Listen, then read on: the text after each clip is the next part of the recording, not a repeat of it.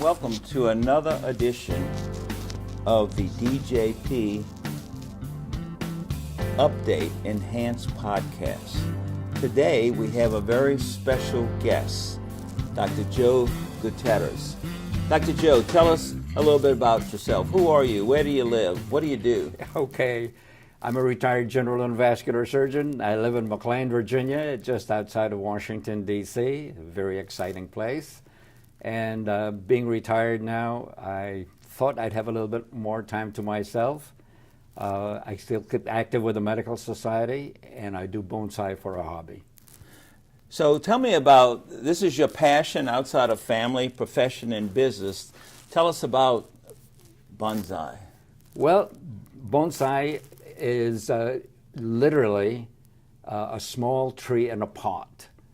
The way I translate the Japanese meaning is it is an artistic plant or plants, group of plants, planted in a suitable pot, growing in a suitable medium, and trained artistically to simulate an old and aged tree or trees.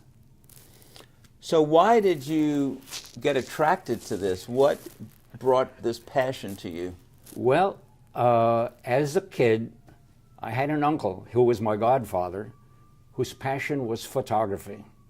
And since there was nobody else in the family who was interested in photography, he bought me a camera and dragged me along. His passion was taking pictures of old buildings, especially old doorways and old windows. And I thought that was, a little bit too banal. And so I wanted to take pictures of trees. But I wanted to take pictures of trees that weren't straight. I always wanted to take pictures that had more movement and more curves and a little bit more artistic movement to them. So I started out by wanting to take pictures of trees. My mother and my maternal grandfather liked plants as well. So my interest in plants and my interest in trees seemed to overlap. At the age of 16, when we came to the United States, our ship got stranded in Japan for about 10 days due to a stevedore strike. And so the ship could not be loaded or unloaded. And so I wandered around Japan, and this was right after the Second World War. And I found a little old man who was working on bonsai trees.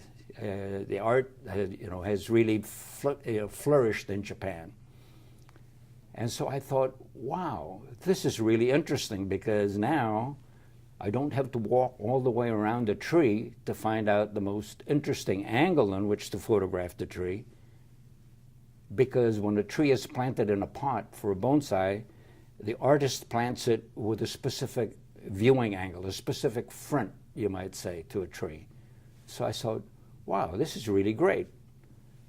And then going through high school and college and pre-med and medical school and fellowship, sort of forgotten all about it until 1 or 2 weeks before I left the Navy. I was in the recovery room one night, and it was about 1 or 2 o'clock in the morning, waiting for the patient to wake up, make sure that the patient was all right. And we had a brand new nurse who had just come out of a naval hospital in Japan. She had a book called The Art of the Chrysanthemum. And my mother's birthday was coming up, and I thought, this is a very interesting book. And it really was 2 books in one. The first half of the book had to do with how to grow chrysanthemums and that sort of thing. But the second half of the book showed how to make bonsai trees out of chrysanthemum cuttings. And you could get a woody plant in 1 year using a chrysanthemum. So I thought this would be something very interesting to do. I bought 2 copies of the book, gave one to my mother for her birthday, kept the other one, and I thought, this might be something interesting to work with. Well, I can't tell you how many thousand chrysanthemum cuttings I cut and lost. And then I determined, well, by golly, I'm going to buy every book I can on bonsai and learn it. And I did that, but there's nothing like hands-on experience. So I started signing up for classes at the Brooklyn Botanical Garden, and I studied with a gentleman called Frank Okamura, and he was the curator of the bonsai collection at the Brooklyn Botanical Garden. And I learned a lot from him. So 2 Fridays a month or 1 Friday a month, I'd close down the office, put on my grubby jeans, grab my tools, take the first shuttle from Washington on Eastern Airlines to LaGuardia. I'd stop at the sandwich shop, have the lady pack me a couple of sandwiches, take a cab down to the Brooklyn Botanical Garden. I had a wonderful time, complete escape from surgery and patients, and just working on plants.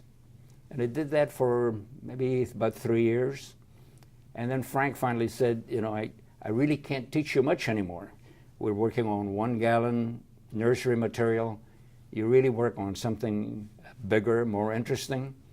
And so I started taking workshops, most of them in California. The art really flourished in California. A lot of Japanese Americans in California. And so I went and started taking workshops in California. Then I started collecting my own trees.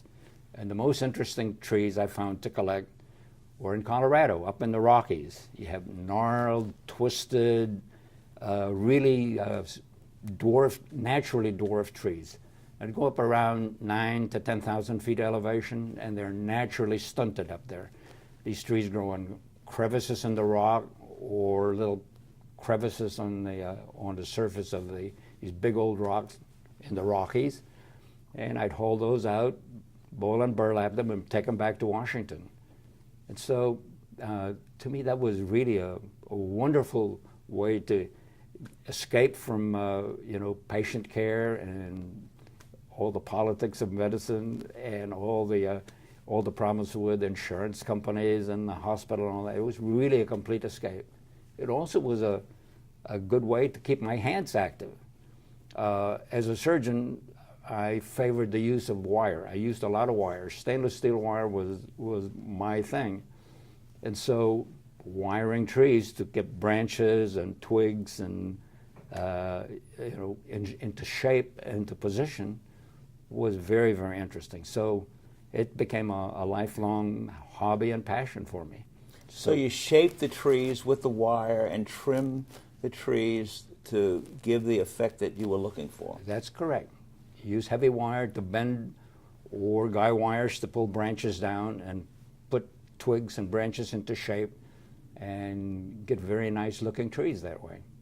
So where might someone see some of your specimens? Where have you put them in various places open to the public? Well, one of my trees, it's a Douglas fir. It's a couple of 100 years old. I donated to the Brooklyn Botanic Garden.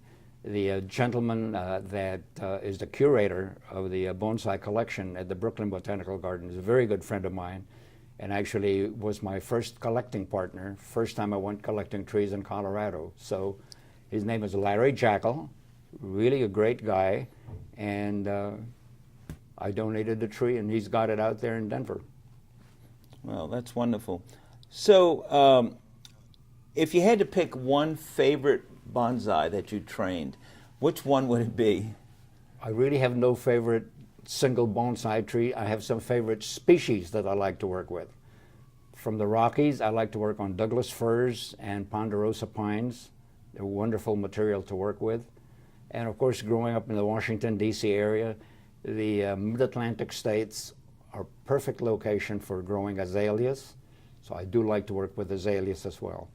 They're wonderful trees. They're green all year round. They don't lose their leaves in the wintertime, and you get a bonus of flowers in the spring. So what is the secret to keeping the tree alive when it's a potted tree? How often do you have to water it? What do you feed it? Okay. Because the tree is in a pot, it's in a very confined environment, you have complete control over its nutrition. So I water them almost every day. Certain species don't like so much water, so those species you don't water too often. Certain species like to grow with a lot of moisture. So the fertilization and the watering are two very, very important, and the potting mix, the soil mix is very, very important. Soil mix has got to be very coarse, so it's got to drain well. It's got to retain a little bit of water so that the roots never grow dry. And so some understanding of horticulture, particularly growing trees in a pot, is a challenge. That part, being a physician, the chemistry of keeping something alive is not as difficult to learn as human physiology. I have my master's degree in physiology, so understanding of plant physiology is not as difficult as human or animal physiology. So a lot of beginners in bonsai have a lot of difficulty with the chemistry part or the physiology, plant physiology part of bonsai. That part came easy. My particular joy is the shaping and the styling of a tree to make it look very interesting. So just pick one of your trees, and is there some magic ratio of nitrogen, phosphorus, and so on that you want to have in the mix for the tree to continue to grow in a healthy way? Well, you want to give them enough fertilizer so that they stay alive. You don't want to give them too much fertilizer so they get too much growth. So depending on the stage of the tree, whether it's still in early training or whether it's a sort of a finished tree. By the way, a bonsai is never really finished because it keeps on growing every year. And so you have to maintain the shape and the growth of the tree. But it's just like a human. If you give it enough of everything, it selects and chooses what it needs, and the rest of it gets washed out. I see. So there's no specific ratio of nitrogen to phosphorus? You need to give them nitrogen, phosphorus, and potassium, right, NPK, but you also have to give them some of the essential trace elements. It needs iron, it needs boron, it needs manganese, it needs magnesium, it needs some calcium. So there are a bunch of trace elements. Do you mix this up yourself? No, you can buy commercial mixes and just vary the type of fertilizer you use depending on the needs of the tree. So that part is convenient.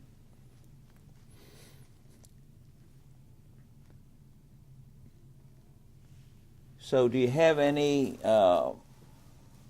places that you would recommend individuals go to gain more insight, a special book or a special place online, any society, so they could learn more?